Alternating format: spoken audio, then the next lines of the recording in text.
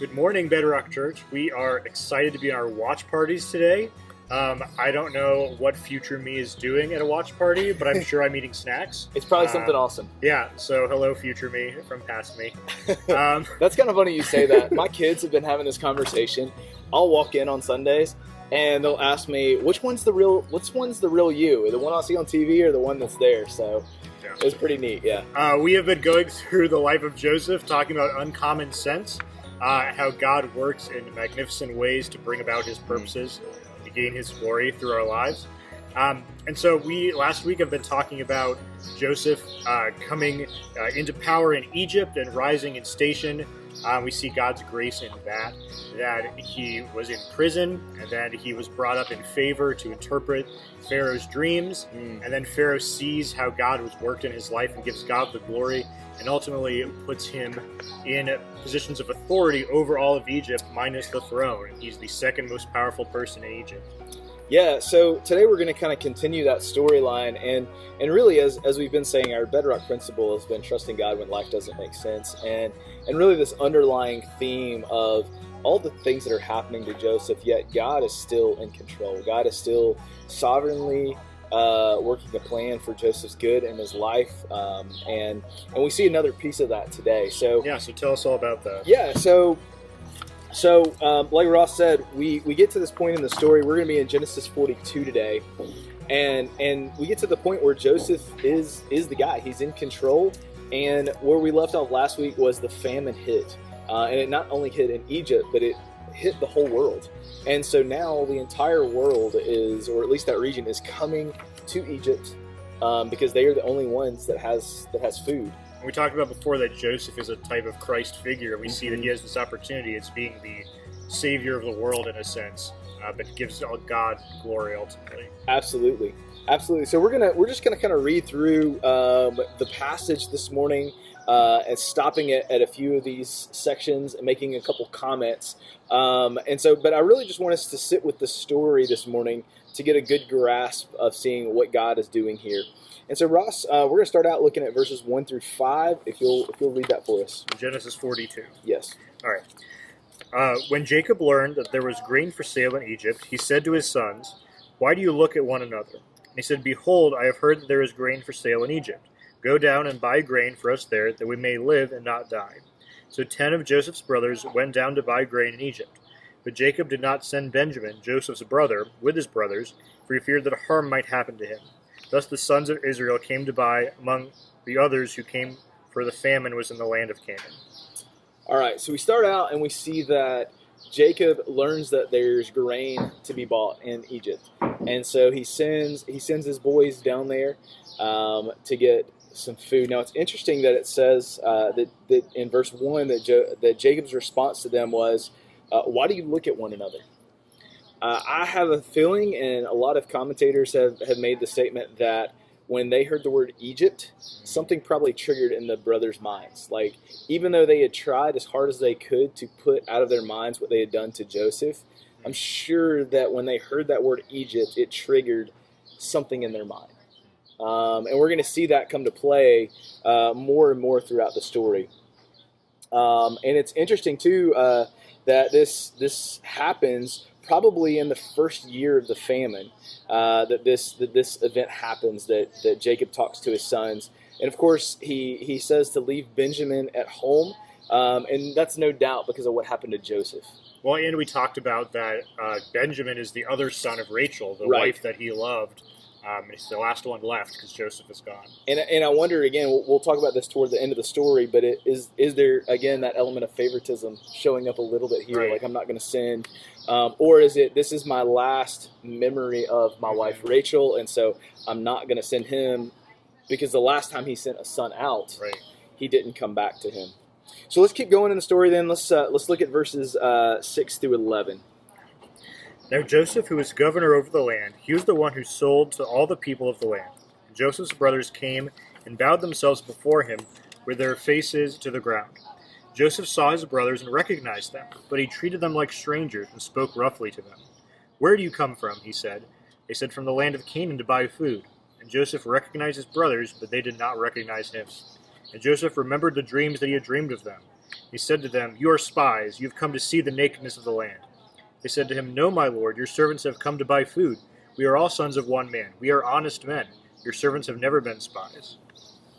So yeah, this is where the story starts to pick up a little bit, right? A couple things I think that's important for us to pick up in here. One, when the brothers show up, I'm sure that this was, even in Joseph's wildest dreams, this was not what he probably thought on that day when he sees his brother. And so I'm sure he's kind of caught off guard a little bit by it. I'm sure that he's kind of thrown off by the moment of it.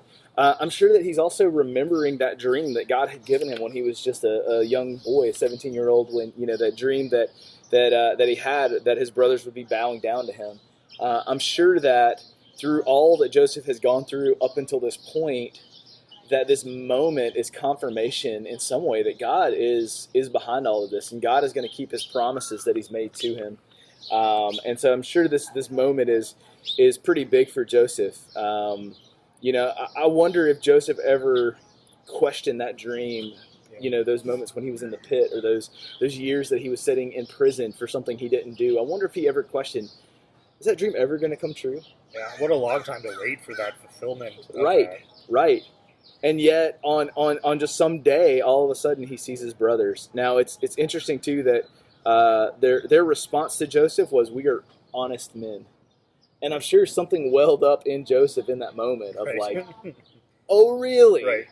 And it's interesting what the text says, and we'll come back to this later on in our discussion today. But it says, initially, he spoke to them roughly. And what we probably see is there's probably some emotional things that Joseph is responding to in this moment. I'm sure he's flooded by emotions in this moment, and so he's just responding, and he responds roughly to them. He talks roughly to them, especially coming off the fact of just hearing them say, "No, we're honest men. You can trust us." I'm sure he's thought through 1,000 times what he would say if he saw to them, and then in that moment, like, we never say the things. All that goes out the window. Right, all those things you've practiced and thought through never happen. Yeah. All right, let's keep going. Verses 12 through 17. He said to them, "No, it is the nakedness of the land that you have come to see." And they said, "We, your servants, are 12 brothers, the sons of one man in the land of Canaan. And behold, the youngest is this day with our father, and one is no more." But Joseph said to them, "It is as I said to you, you are spies. By this you shall be tested. By the life of Pharaoh you shall not go from this place, unless your youngest brother comes here. Send one of you, and let him bring your brother, while you remain confined, that your words may be tested, whether there is truth in you. Or else by the life of Pharaoh, surely you are spies." Is that where you want me to? Let's see, which verse did you stop That on? was 16. Yeah, go ahead and read 17 Okay. too. And he put them all together in custody for 3 days. Yeah.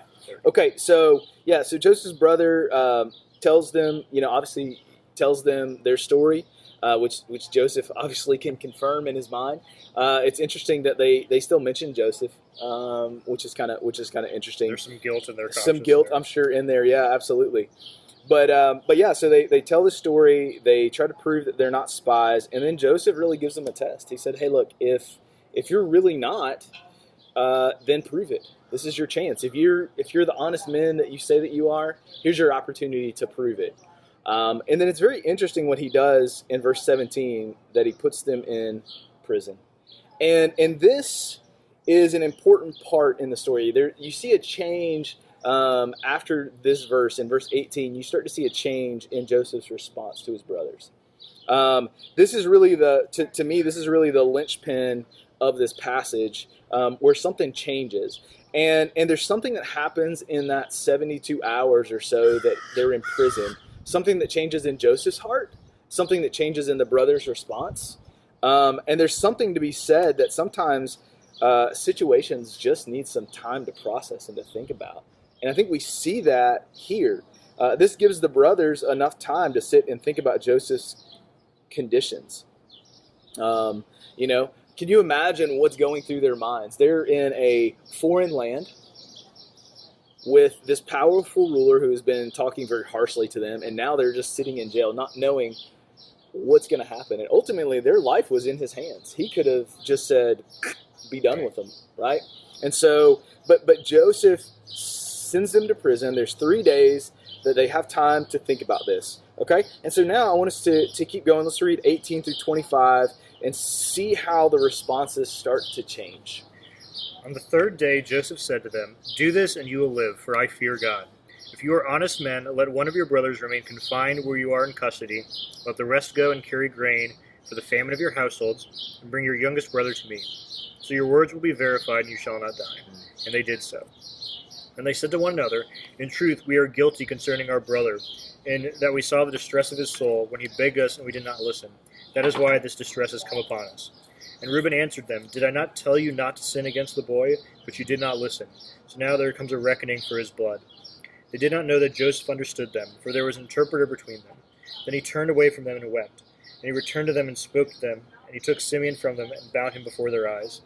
Joseph gave orders to fill their bags with grain, to replace every man's money in his sack, to give them provisions for the journey. This was done for them. So what's interesting here, I think one of the things we need to note in this passage is that in verse 18, how Joseph talks about that he fears God. And like we were talking earlier, Joseph gives the brothers some clues, right? That's what you were saying. There's a lot of hints here. Like he says, "I fear God," which like they should have put together that he's not really Egyptian. Like, right. That's kind of an odd thing. He says, "You're honest men." That dig once again. Yeah. And then he says, like, "Let your brother remain confined in custody." Yeah. Like, when's the last time they left a brother in custody? Right.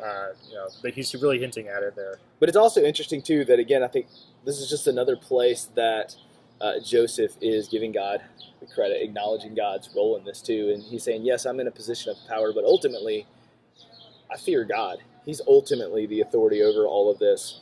And it's interesting in verse 21 through 22 that they finally acknowledge their sin. Right. Like this is the first place in the story that they finally acknowledge their sin, and it's really sad that it's taken these events for them to finally see that. I think them having probably to sit for those 3 days in jail and start to acknowledge their sin and the sin that they had committed, and it seems like they only acknowledged that when they realized that it was going to cost them something. When their lives were finally on the line for it, then they acknowledged their sin. And I think that's so true for us so many times too. Until we're in a situation that we're confronted by our sin, we're not often as apt to acknowledge that sin. Yeah. I think it's cool Joseph's reaction too. I know we'll talk more about this later, but sure. That he weeps. Like there's this moment where you see Yeah. justice happening, that weight of emotion finally just hits him. Yeah, I'm sure there was a flood of those things that hit him, and it's amazing that Joseph is so gracious in his response, like that he gives them provisions for the journey, that he gives them the grain that they need, and he also gives them their money back. Like they didn't deserve that. But yet Joseph is extended. And I think what you see Joseph's heart being softened in this moment. And we'll talk more about that here in a little bit. But let's keep rolling in our story. Let's look at verses 26 through 28. Then they loaded their donkeys with their grain and departed. And as one of them opened his sack to give his donkey fodder at the lodging place, he saw his money in the mouth of his sack. He said to his brothers, "My money has been put back. Here it is in the mouth of my sack." At this their hearts failed them, and they turned trembling to one another, saying, "What is this that God has done to us?" Yeah, so it's really interesting. They open up the pack, and they're like, there's that moment of like, uh-oh. They know exactly what that's going to look like. Right.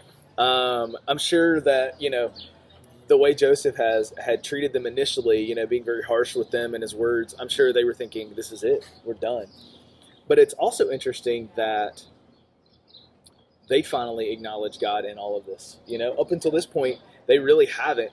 They haven't acknowledged God's judgment in all of this. They haven't looked at that God is a God of justice and right and wrong and understanding that. And it's interesting that this is the moment they acknowledge that it's God that's ultimately going to do something about it. And it's unfortunate that they didn't have this recognition when they could have done something about it to spare Joseph the pain and the years of suffering that he went through. It's kind of interesting, too, to think about. This is the first time the brothers mention God. Like, Joseph mentions God immediately to anybody he talks to, and it takes this moment for them to recognize who they ultimately serve. Well, and I think that's not maybe not in every case, but I think in a lot of cases, it is easy to disregard people and not think about them and not think, if you're not going to acknowledge God in your life, it's so much easier just to treat people that way too, And I think they finally start to see it. I think they finally start to feel it in this moment, and they realize not only have I sinned against my brother, but ultimately this is a sin against God. Right. And that's where they kind of land. And then as we conclude verses 29 through 38, it's kind of interesting. It really just kind of repeats the narrative. They get back to Dad, they get back to Jacob, and they say, look, we met this guy in the land. We told him who we were.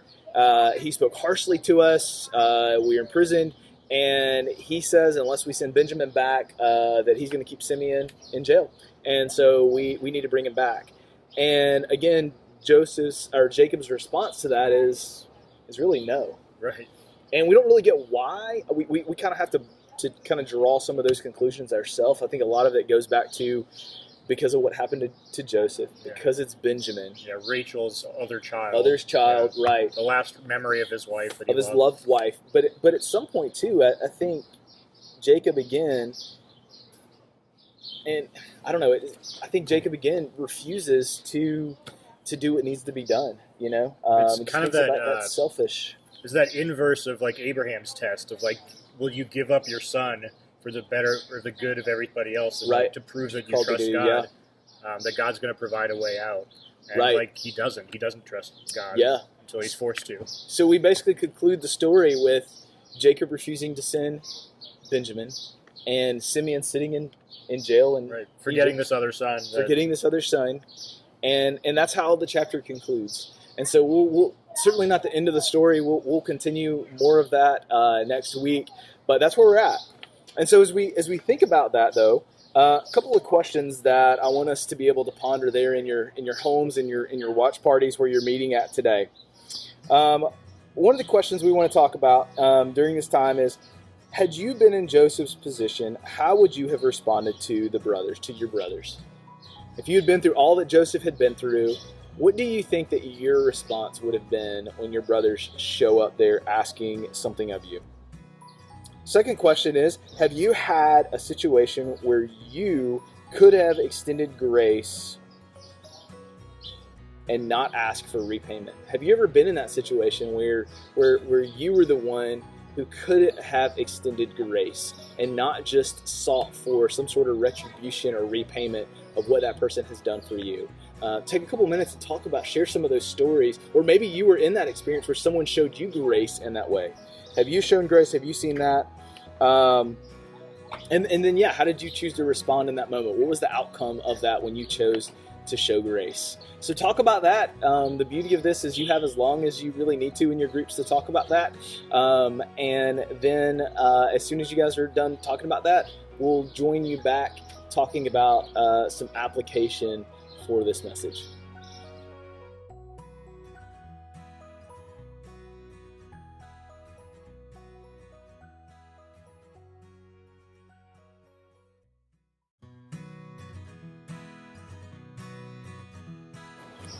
Well, welcome back from your discussion. What we want to do now is we want to take the conversation and we really want to turn it more to the practical side, application side of our lives. How do we apply some of these principles?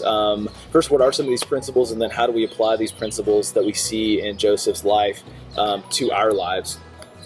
And so how we're going to do that is we're going to look at this idea of a common response, uncommon response. We've been doing this for the past several weeks now.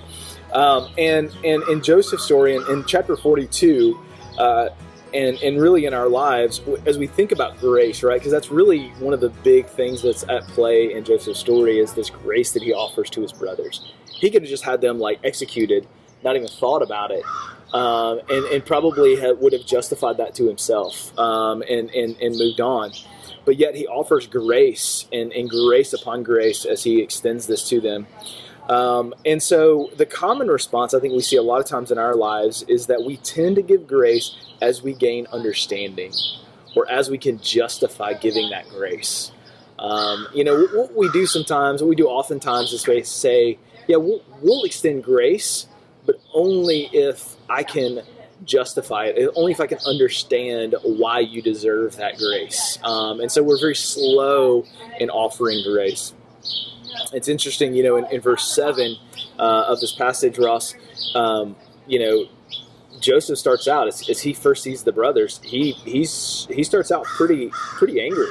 Yeah. It says that he responds harshly to them. Even later on when they're telling the story to Jacob, that they say that. They're like, man, he was very harsh in his response to us. And I'm sure what's happening is that Joseph is just flooded with a whirlwind of emotions. You know, you think about this moment, you know, and as he sees his brothers, I'm sure he gets caught up in the anger toward the way that they treated him. I'm sure that he's got this awareness of what God has done and provided for him.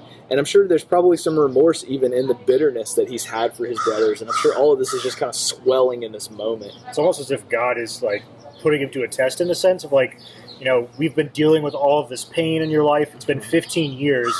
Have you really forgiven them at this point? Right. Let's throw that back in. It's like after seeing someone you haven't seen for such a long time, it's like, have you really moved on or not? Yeah, it's like, you know, it's one thing to say that you've moved past feelings toward people when someone has wronged you or something has happened. But then when you're put in the presence of that person, I think that moment really tells you whether or not you've truly moved past that. And that's what we see for Joseph, is that initially there's this, and he responds harshly to his brothers. And we do this as well, you know. We often only want to offer up grace and forgiveness to people when we can justify giving to it. So we say things like this: does this person deserve my grace? Right? It's a question. And so we're judging, do they deserve my grace or not, based on where I'm at. What will I get out of this act of grace, right? Will it somehow shine a favorable light on me? We think about, will this person even be thankful or even see that I'm extending grace? And all of those questions miss the point of grace. Exactly. Undeserved. Right, exactly. I think that's the whole heart of it, is when we sit in that seat of judgment over people, that we miss the whole point. And Paul talks about that in Romans chapter 12, verse 14 through 21. Ross, will you read that as he's speaking to us in the church, specifically how we respond to one another? Yeah. It says, bless those who persecute you. Bless and do not curse them. Rejoice with those who rejoice, and weep with those who weep. Live in harmony with one another. Do not be haughty, but associate with the lowly. Never be wise in your own sight. Repay no evil for evil, but give thought to do what is honorable in the sight of all. If possible, so far as it depends on you, live peaceably with all. Beloved, never avenge yourself, but leave it to the wrath of God, for it is written, vengeance is mine, I will repay, says the Lord. To the contrary, if your enemy is hungry, feed him. If he's thirsty, give him something to drink. For by so doing, you will heap burning coals on his head. Do not be overcome by evil, but overcome evil with good. Wow, there's so much just wisdom in that. You know, I think if we started living this out, not only our lives, but our world would look so vastly different. But one of the big things that Paul gets at is that when we sit on the place of judgment of another person and decide whether or not we are going to extend grace or not to them, we're really sitting in God's place. Right? God is the one who ultimately will judge. And ultimately, even though, yes, we may be wrong, even though Joseph was wronged in that moment, ultimately it was God that the ultimate offense came against. And sometimes when we sit in that position of judgment and anger, we sit in the position that was meant for God. And ultimately, the encouragement, I love how he finishes verse 21. He says, but do not be overcome by evil, but overcome evil with good. Ultimately, the way we're going to overcome people's personal anger and abuse of other people, it's going to come through good. It's going to come through learning to love people and care for people and extend grace, even in those moments where we can't necessarily justify it or understand it completely in our minds. And so that's the common response. I think that's the one we just jump to sometimes, is that when somebody's done something wrong to us and we think about forgiveness, we say, well, do they deserve it? Can I understand that? But the uncommon response, and this is where we see Joseph get to, I think, in this story, is that we should offer grace as we understand the cross. As we understand the grace that has been given to us, it should change the way we think about offering grace to other people. It's interesting in the story, verse 17, as we said earlier, kind of becomes a linchpin in the story where he puts the brothers in custody for 3 days. And we talked about kind of what maybe was going through their minds, but I wonder what was going through Joseph's mind, as he sits there and he thinks about all of the grace that had been extended. Yes, he had gone through suffering and hard situations, but but I wonder if he thought about some of the grace that had been extended in his life, in his family's life. You mentioned earlier, I think, the story of Abraham and Isaac, and yet even in that moment, God still showed so much grace by sending that ram to take the place. You think about the story that he would have heard about his dad and his uncle, Jacob and Esau, and the forgiveness that Esau offers to Jacob when Jacob has wronged him.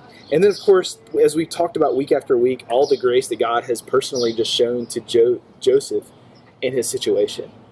And I wonder, the more he reflected on that grace that he had seen and he had been given, the more apt and open he was to just extending that grace, even when his brothers didn't deserve it, and it's important for us to realize, two of the principles that we need to think about is that hurting people hurt people. When somebody's hurt, their natural reaction is to hurt other people. But on the flip side of that is that healed people help people. And when we can recognize that we've been healed by what Jesus did for us, as it says in Isaiah, by his stripes we were healed. As healed people, we now can become ambassadors of that healing and offer that grace to other people in the same way. It just shows God's wisdom and understanding us better than we understand ourselves. That Absolutely. We talk about in history that villains always start off as victims. Like the worst people believe that they were the victim of something, and so they're reacting violently because of that. And it just perpetuates that cycle that villains create more victims, which creates more villains. And God sees the pain in that and says, no, break that cycle by choosing grace and forgiveness. Yeah. I mean, Joseph could have gone down as a villain in history. I mean, he could have taken that anger and that aggression and used that and been oppressive and things like that. But we see he doesn't. He offers grace and forgiveness. And we see that in his reaction that he weeps. Like after they've sat in jail and he's processed that, his reaction is just... And he hears the brokenness in his brothers. It moves his heart to brokenness as he can start to see them and see what they're experiencing. Well, Ross, read Colossians 3. You can start in 12 because it kind of starts we talked about 12 a few weeks ago, but then 13 is kind of where we're going to kind of lean into a little bit. It says, put on then as God's chosen ones, holy and beloved, compassionate hearts, kindness, humility, meekness, and patience, bearing with one another. And if one has a complaint against another, forgiving each other, as the Lord has forgiven you, so you also must forgive. So yeah, this verse in Colossians is so key here, Ross. What Paul says here is to bear with one another. That word, bearing with one another. First of all, he says this in the context, right? Remember, Paul's talking in Colossians in the context of the old man versus the new man. And so as that new man who is in Christ now, we're called to bear with one another. This word bear it literally means to make allowance for or to put up with one another. It's got the idea of patience, extending patience to one another. It's got the idea of enduring with one another, holding out in spite of persecution, threats, injury, indifference, or complaints, and not retaliating. And it's just this important idea that as believers, that we don't just offer grace one time and we're done. It's in the present tense. It's this continual bearing. Absolutely. And that's what God calls us to do, is to continue as believers, to continue to offer grace to people, to realize that we're going to continue to need grace to be offered to us. And so we need to continue to offer it to other people. But then he also says not only offering grace to one another, or bearing with one another, he says if one has a complaint against another, forgiving each other. This word forgiving, again, literally means to give freely, unconditionally, and bestow as a gift of grace on someone else. And I think that's the idea. Like we need to offer forgiveness very liberally, in great amount, in great quantity, and not to limit who we offer grace to, and not to limit how much grace we're willing to offer to people. And so as we think about that, we're called to offer grace. And it's interesting that these two words, bearing with one another and forgiving, these two participles, express the means by which the action of clothe yourself is carried out. So remember we talked about a few weeks ago this idea of put on or clothe yourself. The way we do that in this passage, the means by which we do that is by bearing with one another and forgiving one another. It's almost like those actions are going to change your heart. Like the more that you actually forgive people, the easier it's going to become. Right. And then I love how he ends this verse. He says, "As the Lord has forgiven you, so you also must forgive." Like that's the piece, right? That we need to remember is that because we have needed so much forgiveness, we need to offer that same forgiveness. As we think about Jesus offering forgiveness to those that were persecuting him and praying that God would forgive them in the same way as we struggle in relationships with people, that we continue to offer grace. I love that quote from C.S. Lewis we were talking about earlier. He says, "Everyone says forgiveness is a lovely idea until they have something to forgive." And that's so true. Like, it's so true in my life. I can sit here and think about how beautiful it is to talk about forgiveness and how beautiful it is, the idea of giving people forgiveness. But then when that person has wronged me, when they've hurt me, and now I have to extend that forgiveness, that it doesn't feel as beautiful in that moment. It's hard. But that's what we're called to do as followers of Jesus. So here's what we want to do. We want to give you guys some time to talk about this in your watch party groups, because we know that this is something that as believers, as Christians, that is hard for us. And so we want to give you a couple passages of Scripture to read together and then some questions to ask about that. First, we want you to read 1 Peter chapter 3, verse 9. And as you read that, be thinking about what warning does the author give as it relates to how we respond to other people. And then we want you to talk about why is it that it's so natural for us to treat people the way that they treat us? Why is that our just natural go-to in the way we treat people? And then how would it turn out for us if God did that for us? If God treated us the way that we treat other people or the way that we treat him? How would that look for us? When you finish talking about that, we want you to also read Colossians chapter 1, verse 21 through 22. And as you're reading that, think about what does the author want us to understand about our position with God? What should we understand as we think about extending grace and the position that we have in relationship with God? And then to ask the question in your group, who do you have in your life that you need to extend some grace to? So take some time, talk about that together, and we'll be back together for one last practical piece that we want to talk about.